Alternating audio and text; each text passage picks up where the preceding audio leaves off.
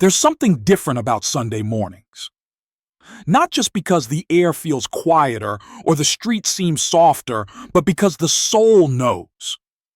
It knows this day carries something the others don't. For many, Sunday is a breath between the chaos, a break from routine, a chance to sleep in, catch up, maybe do nothing at all. But long before coffee shops and weekend errands, Sunday was given a name, Sabbath. And it was never meant to be ordinary. Remember the Sabbath day, to keep it holy. That was not a suggestion. It was a call. To keep something holy is to set it apart, to guard it from becoming common. And yet, in the rhythm of modern life, Sunday has become anything but sacred. The world calls it a reset. Faith calls it a return. Return to rest, not the kind that simply stills the body, but the kind that heals the heart, the kind of rest that doesn't just pause life, but invites God back into the center of it. Rest in its truest form is not laziness, it's obedience. It's trust. Trust that the world can spin without human control for just one day. Trust that the soul needs refueling just as much as the body. Trust that what God designed isn't outdated, but divine. Somewhere along the way, rest became optional, a luxury. But in Scripture, it was foundational. Even creation itself was crowned with a day of stillness. On Sunday, it's not just time that slows down, it's perspective. The noise quiets, and what truly matters begins to surface again. In the hush, there is space to hear whispers that weekday busyness drowns out. In that stillness, prayers become clearer, burdens feel lighter, and the soul begins to breathe deeper. Sabbath was not made to be survived, it was made to restore. Not every Sunday looks perfect. Not every heart comes ready, but the invitation stands week after week for the weary, the hurried, the searching. There is power in pausing. There is wisdom in retreating. And when the day is received not as a day off, but as a day drawn close, something begins to change, not outside, but within. And it all starts with remembering what this day was meant to be. Some prayers rise like fire. Others fall flat like paper in the wind. There are voices that echo through heaven with trembling power, and others that vanish the moment they're spoken, not because they weren't heard, but because they never truly came from the heart. In quiet corners of churches and kitchens alike, lips move, lists are recited, familiar lines said out of habit. Bless this day, protect my family, help me with... The requests pile up like groceries on a receipt, checked off one by one, swiftly, politely, almost mechanically. But heaven is not moved by repetition, it is moved by realness. Centuries ago, even Jesus warned of vain repetitions, words repeated for the sake of ritual, spoken not with faith but with formality, and still it continues, not out of rebellion but forgetfulness. The soul forgets that prayer is not a script, it's a meeting place. Dr. David Yonggi Cho once described prayer not as a discipline, but as a connection point, like a telephone line from earth to heaven. Not the kind made with wires and circuits, but the kind strung from spirit to spirit. He believed the human heart was created with a God-shaped frequency, and prayer is the tuning in. When a heart is sincere, even the quietest whisper travels like thunder into God's throne room. But when prayer becomes habit without hunger, even the loudest cries feel hollow. It isn't eloquence that gives prayer its power, it's alignment. When the soul bends low in humility and reaches high with hope, the atmosphere shifts. Not always around the one who prays, but always within. There was once a woman who prayed not with perfect words, but with tears, no polished phrases, just pain. She had nothing left to say, so she let her silence speak for her. And in that silence, something sacred happened. The heavens didn't need clarity, they needed honesty. Prayer is not performance, it is surrender. It's less about asking for change and more about becoming changed in the asking. Some days, it sounds like groaning. Other days, like worship, and sometimes like stillness so deep it feels as though time holds its breath. And yet, even in that silence, something burns, not a wildfire of noise, but a steady flame of trust. That flame is the kind of fire that heaven recognizes. What Dr. Cho understood was this: the Spirit doesn't respond to repetition. The Spirit responds to faith. And faith is always personal, always alive, always reaching.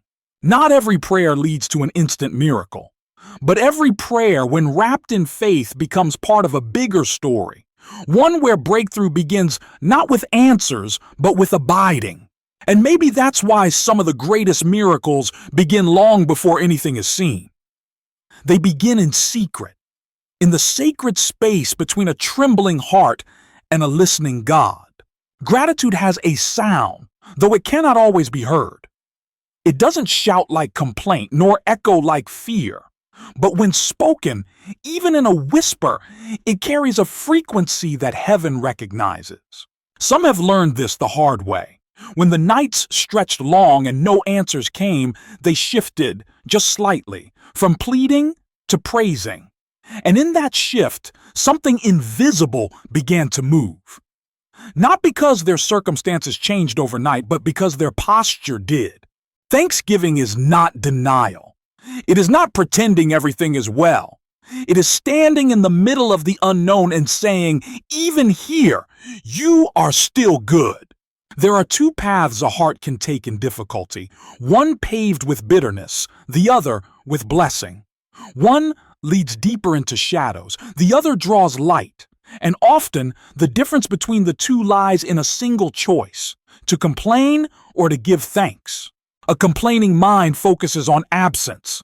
Gratitude fixes its eyes on presence. When the heart complains, it collects evidence of what's missing, but when it gives thanks, it becomes a magnet for miracles because it recognizes what God has already done. And what is acknowledged grows. In Psalm 104, the words are simple, yet profound. Enter his gates with thanksgiving and his courts with praise, not with perfection, not with performance, but with thanksgiving. It is no accident that gratitude is the entry point to God's presence. It unlocks a dimension that striving cannot. It softens the hardened places, clears the fog of disappointment, and reminds the soul, you're not alone. Some have said their lives changed the moment they stopped waiting to feel thankful and simply chose to be. They began to name blessings, not grand or impressive, but real.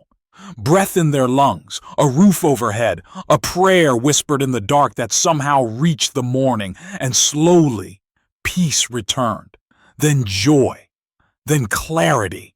Gratitude does not always change the situation, but it always changes the heart within it. That's why it's more than a practice. It's a weapon. One that disarms despair, one that silences fear, one that says to heaven, even before the answer, here is my praise. And something about that kind of praise draws the presence of the one who never leaves. Every garden begins with unseen things, a seed buried in soil, a root forming in silence. No one watches it grow, no one hears it push through darkness, but something is happening, hidden, holy, and alive. So it is with prayer. Faith is the root. It anchors the soul, reaches into deeper places, and holds steady when the wind rises. Without it, everything above ground withers quickly, but with it, the unseen becomes stronger than the storm. Words are the seeds, not just any words, but ones spoken with conviction, watered in trust, and sown with expectation. Words carry power only when planted with purpose. Empty words fall like dust. Faith-filled ones take root. The Spirit is the soil. Not every soil can grow a harvest. Hardened ground resists, distracted hearts scatter. But a spirit that is tender, teachable, and turned toward God creates room for miracles to begin forming, even before they are seen. And then there is action. The water. The movement that follows belief. Action is the proof that what was prayed for is already being lived out. Without water, even the best seed cannot survive. Without obedience, even the boldest prayer remains dry. Each part is essential. Remove one and the process breaks. There have been those who spoke beautiful prayers, yet doubted silently. Others believed but never declared. Some felt deeply but never moved. But when all four pillars align, faith, word, spirit, action, heaven responds. Dr. David Yonggi Cho once said, "Prayer is the key, but faith is the hand that turns it." A key, no matter how golden, cannot open a door unless it is turned, and turning it takes trust. The strength of prayer does not lie in length or volume. It lies in alignment. When the inner world comes into harmony with the heart of God, doors begin to open. Not always the ones expected, but always the ones needed. Even a small prayer, when rooted in faith, can move mountains. Even a single act of obedience can shift an entire season. It's not size that moves heaven. It's sincerity. And every sincere prayer, grounded in these four, becomes more than a request. It becomes a partnership between the divine and the dust, between heaven's plan and earth's waiting. There comes a time when the room is quiet. The prayers have been spoken, and yet the silence remains. Not the peaceful kind, but the kind that lingers, heavy. Questions rise, but answers seem to hide behind closed skies. The heart knocks, gently at first, then louder. Still, no reply. And in that quiet, doubt often slips in unnoticed. The waiting season. Few speak of it, but many walk through it. It doesn't announce itself. It arrives slowly. A delay in healing. A door that stays shut. A prayer, prayed over and over again with no sign of breakthrough. And in that space between hope and fulfillment, the soul feels the weight of not knowing. Some lose heart here, not out of rebellion, but weariness. There are common turns many take when the waiting grows long. Some let their faith wither, not with a loud renunciation, but through quiet neglect. Trust fades, expectations dim. The fire that once burned becomes a flicker. Others look to the world for quicker answers. Temporary relief.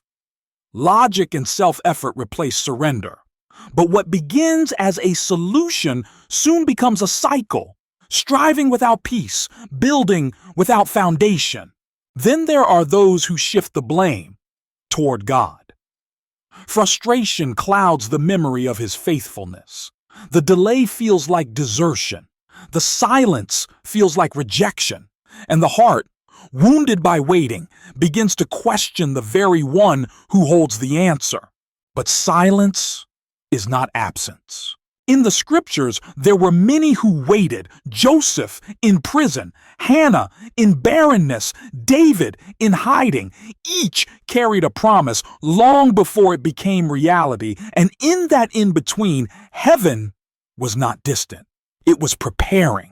What the eye cannot see, the spirit still perceives. And often, what feels like delay is actually divine alignment. Some doors are closed not out of denial, but protection. Some prayers are not yet answered because the answer would be too small for the purpose still unfolding.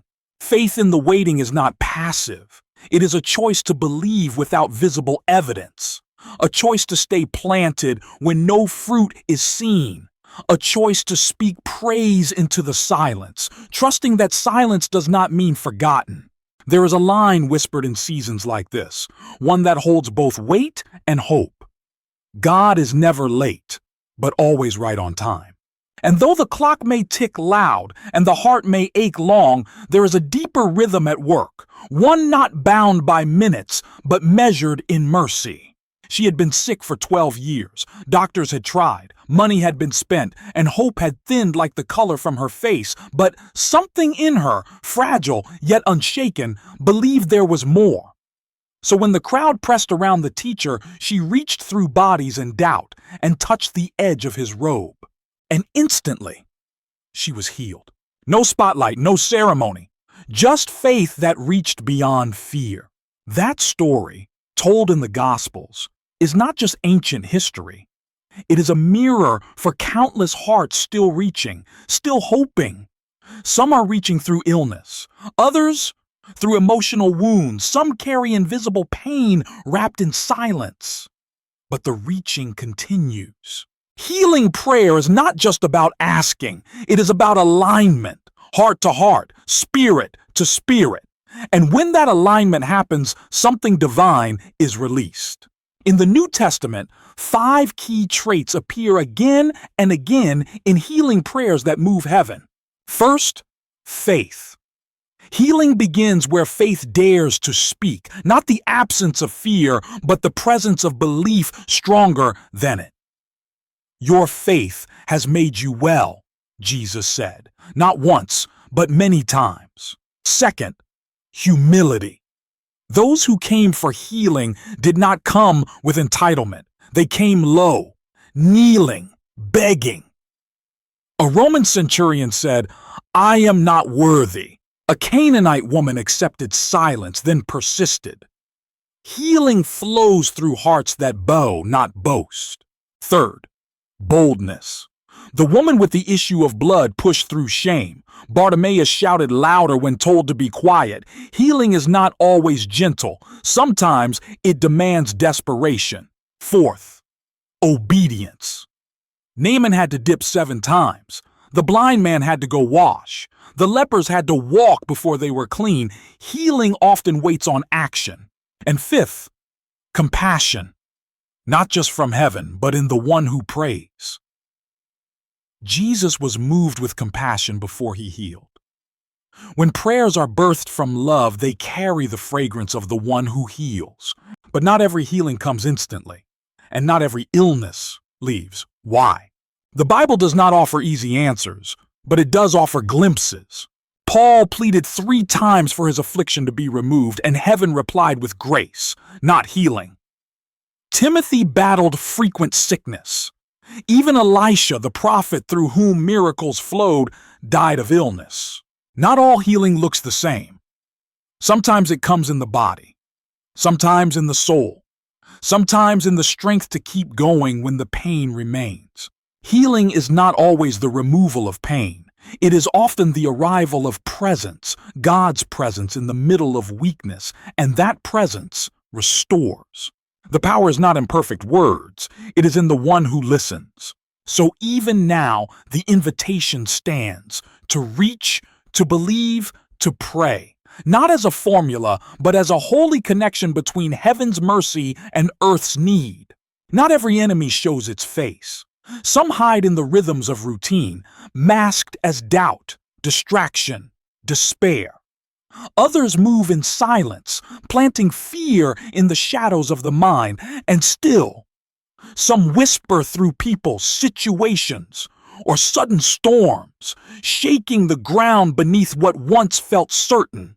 Spiritual warfare doesn't always come with thunder. Sometimes it creeps in like fog. Modern life may not speak often of such things, but Scripture never stopped warning about them. For our struggle is not against flesh and blood, the letter to the Ephesians says, but against rulers, authorities, powers of this dark world. Unseen, but very real. And that's why protection must go beyond locks and logic. There's a kind of covering that no roof can provide, a divine defense that surrounds not just the body, but the spirit. But not all seek it. Some feel strong on their own, confident in their plans, their pace, their principles, until the unexpected comes, the betrayal, the collapse, the quiet erosion of peace, and by the time the soul looks up, it feels exposed. Prayer for protection is not weakness, it is wisdom. In the book of Ephesians, a blueprint is given for how to stand, the armor of God, not metaphorical poetry, but spiritual necessity. First, the belt of truth. It holds everything together. In a world that twists what's real, truth becomes the anchor. Praying to be rooted in truth protects the mind from deception. Second, the breastplate of righteousness. Not earned righteousness, but received. It guards the heart, keeping it tender, clean, and responsive. When the heart is right, the enemy finds no open door. Third, the shield of faith. The one thing that can extinguish flaming arrows, not arguments, not willpower. Faith. A prayer that holds up the shield says, I trust, even when I cannot trace. Then the helmet of salvation, guarding thoughts, the sword of the Spirit, which is the Word, and feet fitted with readiness, shoes of peace, standing firm. This is not armor one wears once. It is daily, intentional, spoken into being through prayer. And yet, some forget, or believe it's unnecessary. Days blur together. Faith grows casual. The shield gets lowered. The belt loosens. The heart becomes unguarded. And without even knowing, the soul stands uncovered. But when one returns quietly, humbly, and says, Lord, cover me, heaven responds. Not with panic, but with presence. Not with walls, but with watchmen. There is a kind of peace that comes not from absence of attack, but from knowing no weapon formed will prosper. That is the peace of the protected. And prayer is the invitation. Not just once, but continually. Because what surrounds a person spiritually will always shape what unfolds around them. Not all wisdom leads to truth. Some shines bright on the surface, polished with eloquence, wrapped in confidence, praised by crowds. It promises clarity, success, and peace, but leaves the soul emptier than before.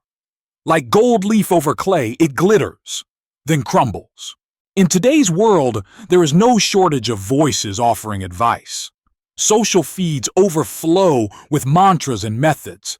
Manifest your reality. Speak it into the universe. Trust your higher self. It sounds spiritual. It feels empowering, but at its core, it draws the heart away from surrender and towards self. There is a fine line between inspiration and deception. And often, the most dangerous words are not the ones that scream rebellion, but the ones that gently replace God with self-made glory. Some messages wear the robe of faith, but carry a different spirit. Pray for promotion. Declare wealth. Command your destiny. The language sounds familiar, but the root is not trust, it's control. The wisdom of the world teaches, be the center. The wisdom of God says, deny yourself. Worldly wisdom is built on achievement. Biblical wisdom is built on alignment. One chases results, the other rests in relationship. In Proverbs, wisdom is personified, not as an abstract force, but as a voice calling out in the streets, urging hearts to listen, to turn, to live. This wisdom does not flatter. It corrects. It cuts through noise. It leads to life, even when the path feels narrow. Not every sermon that inspires is safe. Not every teaching that draws applause carries truth. Some sermons feed ego, not spirit. Some fill minds but leave souls starving. That's why discernment is vital. Discernment is not suspicion. It is sensitivity to the Spirit. It is a quiet question whispered before the heart follows a message. Does this glorify God, or does it glorify man? The Word was not given to entertain. It was given to transform. And transformation often begins with unlearning, letting go of ideas dressed in wisdom but rooted in pride, letting go of messages that promise a crown without a cross. There are voices today that echo like truth but lead astray. But there are also voices grounded, humble, saturated in Scripture that awaken something deeper. Voices that do not promise ease but point toward eternity. And those are the ones worth listening for. In a field nearly invisible to the eye rests a mustard seed, barely the size of a grain of sand. It carries no scent, no beauty, no visible strength. But inside that tiny shell is the design of something far greater than its appearance suggests. That's the picture Jesus painted when he spoke of faith. If you have faith as small as a mustard seed, not mountain-sized, not perfect, not fearless, just real and planted, faith doesn't need to be loud to be powerful. It simply needs to be alive. Dr. David Yonggi Cho once described faith not as a moment of emotional intensity, but as a daily decision. He likened it to feeding a flame, consistently, gently, through prayer, through confession, through simple acts of trust. Not every day would feel miraculous, but every act, no matter how small, built something invisible but unstoppable. It's easy to believe when the skies are clear and prayers are quickly answered, but faith often asks for movement while the storm still rages. Like Peter stepping out onto waves that hadn't yet calmed, real belief doesn't wait for safety. It walks forward at the sound of his voice. That step may look different for each soul. For some, it's forgiving when the heart still aches. For others, it's choosing joy in the middle of waiting. Sometimes it's applying for the job. Other times, it's simply rising from bed with a whispered, "I trust you." Faith begins small but never stays small. When spoken, it shifts atmosphere. When acted upon, it invites intervention. Not always the kind that parts seas or heals instantly, but the kind that transforms quietly from the inside out. And when cultivated daily, like a seed tended with patience, it grows into something that gives shade to others. That faith begins to break patterns, move generational walls, and make room for things once thought impossible. The miracle is not only in what faith receives, but in what it becomes. There is a moment when the noise fades, the striving stops, and the soul becomes still enough to speak. Not just from the lips, but from the very center of who it is. That voice, though quiet, echoes in eternity. Not every prayer begins in confidence. Some begin in desperation, some in weariness, some with nothing but a breath. But every time that voice is lifted toward heaven, something shifts. Because heaven is always listening. There is no line too long, no backlog in the throne room, no request too small, too late, or too broken. The cries of the faithful do not go unheard. They rise like incense and are received not as data, but as a father receives the voice of a child. Sometimes all that's needed is one prayer, spoken in surrender, saturated in faith, released with trust. A prayer that sounds like this: God of mercy and light, you who see what cannot be seen, who knows the battles hidden behind a smile, let your presence draw near. Where there is fear, speak peace. Where there is sickness, release healing. Where there is lack, provide. Where there is confusion, bring clarity. Guide every step, even when the path is dim. Shelter every heart that calls on your name. Let no voice be lost in the silence. Let no tear fall unseen. And may the faith offered today, though small and trembling, become the seed of something eternal. That is the kind of prayer that breaks through, not because of its poetry, but because of its purity. Not because it controls God, but because it trusts Him. And if this message speaks in a way that words alone cannot explain, share it with someone whose miracle may be waiting on a single whisper of hope. Because the voice lifted today may be the seed of tomorrow's breakthrough.